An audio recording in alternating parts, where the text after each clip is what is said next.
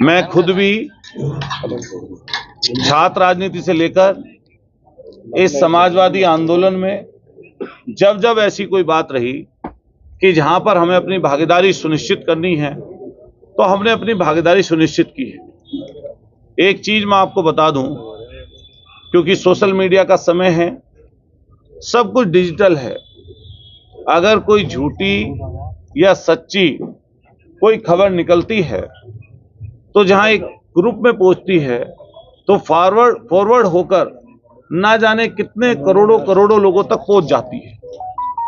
तो अभी कुछ सुनने में आया कि डीप फेक वीडियो भी चली हैं, जिसमें एक सिने स्टार सुपरस्टार की वीडियो को गलत तरीके से डीप फेक करके चलाया गया।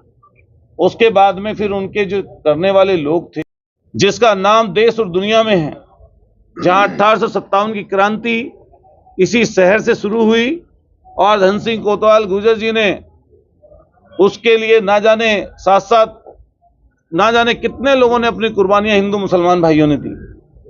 तो जहां हम लोग इस क्रांतिकारी शहर में हैं, वहीं कई बार अफवाहें चलती हैं। समाजवादी पार्टी ने हमेशा हमें सम्मान दिया, हमें मौका दिया।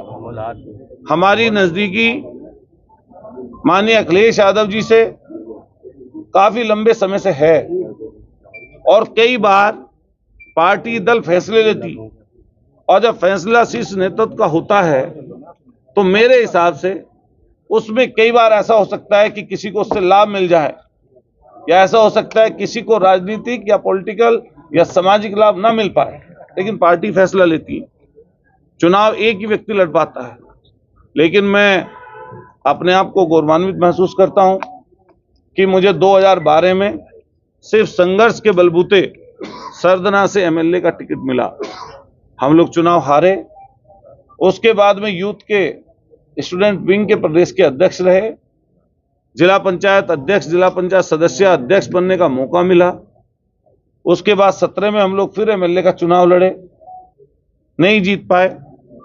उसके बाद 22 में हम एमएलए बने। सरदना की महान जनता ने हमें एमएलए का चुनाव जिताया। वहां के सब हिंदू मुसलमान भाइयों ने, अगड़ों ने, पिछड़ों ने, शोषित वंचितों ने हमें मदद की। एक चीज मैं और क्लियर यहां पर कर दूं, मैंने रात भी बोली थी चीज, कि वैचारिक रूप से व्यक्ति विचार को बार बार नहीं बदल सकता।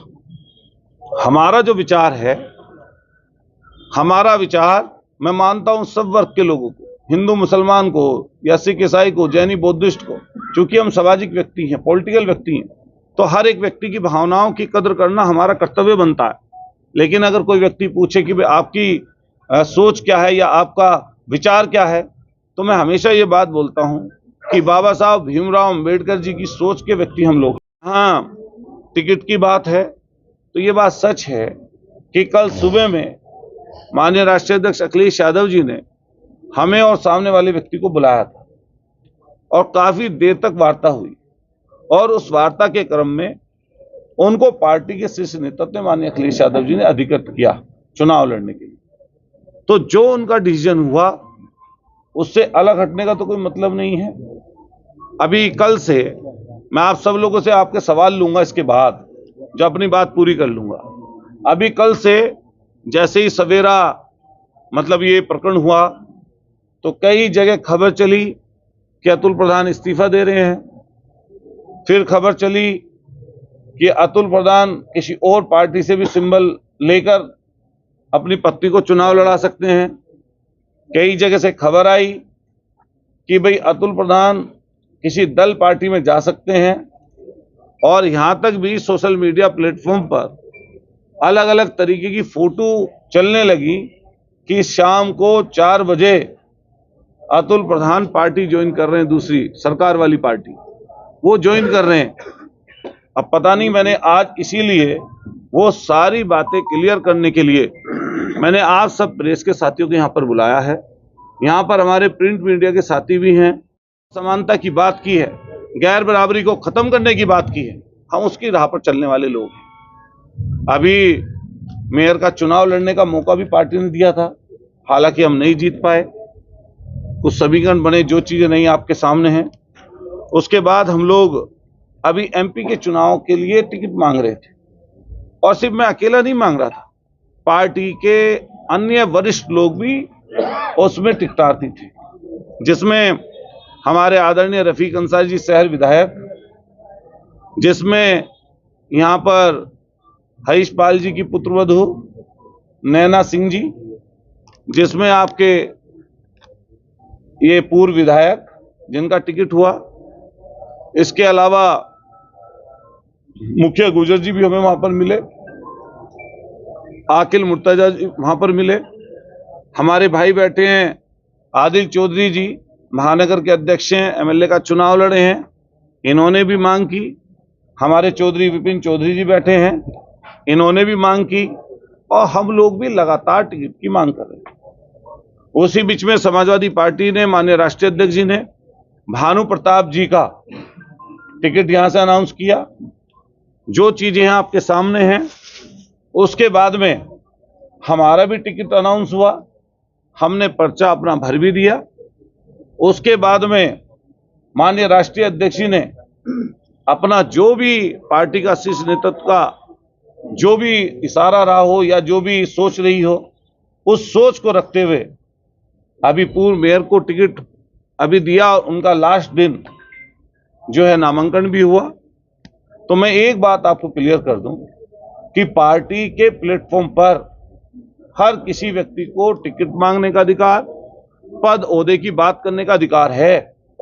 हम भी उसी अधिकार की बात करते हैं, और कई बार जब पार्टी प्लेटफॉर्म पर हम जाते हैं तो कई बार अभिभावक होने के नाते सामने वाले की भी गुस्सानसी होती है, उनके भी तमाम वरिष्ठ लोग हैं, सोशल मीडिया प्लेटफॉर्म पर भी तमाम हमारे साथी ऐसे यहाँ पर हैं जो कहीं ना कहीं हमारे आंदोलनों को, संघर्ष को जिन्होंने नजदीक से देखा है, और शायद ही कोई मेरठ का व्यक्ति ऐसा होगा या आप में से कोई ऐसा व्यक्ति होगा जिसने हमारे संघर्ष को, हमारी शुरुआत को, हमारे हारने को या हमारे जीतने को नजदीक से ना देखा।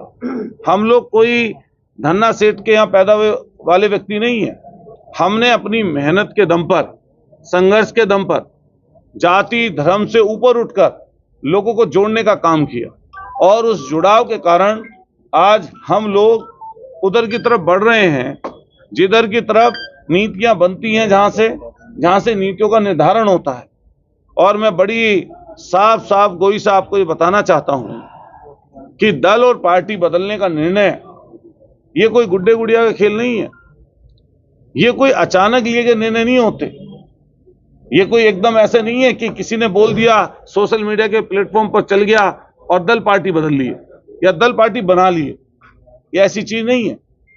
अगर भविष्य में, इसको आप अन्यथा ना लेना, अगर मान लिया हमारे मन में कोई बात हो तो अतुल प्रधान कम से कम ऐसा व्यक्ति है कि सबसे पहले जिन्होंने हमारी शुरुआत कराई, हम कोशिश करेंगे कि सबसे पहले उनसे ये वाली बात बताएं।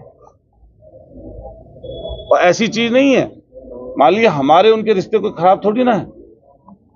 उनके हमारे रिश्ते खराब नहीं है, उनके हमारे रिश्ते बहुत अच्छे हैं। और अगर मैं सोचता हूं खराब रिश्ते होते तो कैसे एमएलए बन पाते? अगर खराब रिश्ते होते तो वो कैसे अभी हमारा एमपी का टिकट हो जाता? ये पार्टी का कुछ निर्णय रहा होगा, क्या पता कितने लोग उसमें हों, हम नहीं कहना चाहते, लेकिन बस हम इतना कहना चाहते हैं कि पार्टी जो है आगे बढ़े, और पार्टी जो है किस तरीके से ये लोकसभा चुनाव जीते, हमारी मंशा है। अब सवाल